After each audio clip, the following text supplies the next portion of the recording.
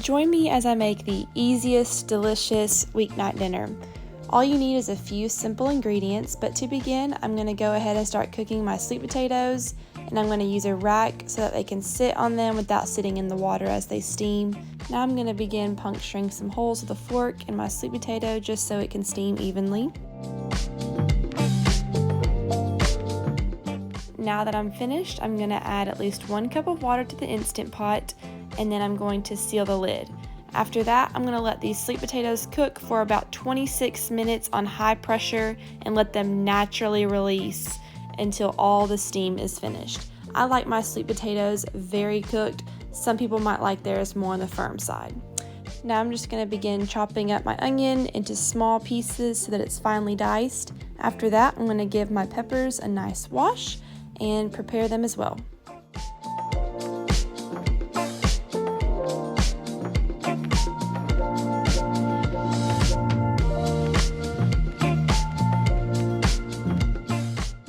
Now that everything is finely diced, I'm ready to put it on the stove.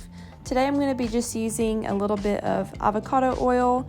I'm going to place it at the bottom of the pan just until it's just barely covered.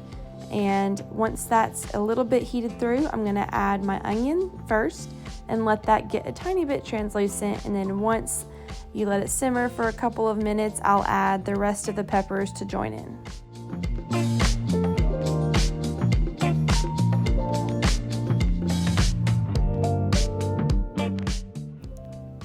For my seasoning, I'll be using 1 teaspoon of garlic powder, along with 1 teaspoon of onion powder, 1 teaspoon of smoked paprika, and 1 teaspoon of ground coriander.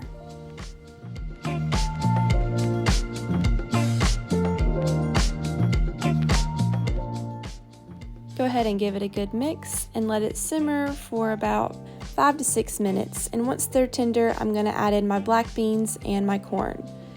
These don't need quite as long to cook, so I always add them in at the very end, along with some fresh cilantro from the garden, and now we're ready to check on our potatoes. So now that I see they've been sitting on low for about 14 minutes and the steam is completely released, I'll go ahead and start adding the toppings to the potato. I love this meal because it's super easy and great on a weeknight. I'm also going to add a few more pieces of fresh cilantro to the top of my potato, as well as 1 spoonful of guacamole. This recipe is super easy and I hope you give it a try for yourself. Thank you so much for watching.